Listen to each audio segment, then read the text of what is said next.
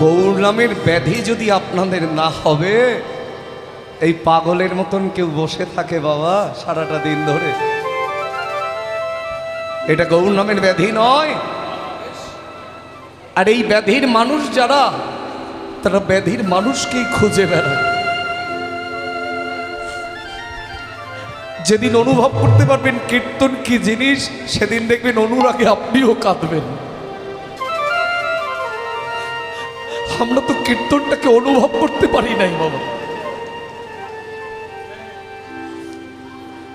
অনুভব কানো পেরিতি, অনুভব ছাড়া কৃষ্ণ প্রেমের জাগরণ হয় না।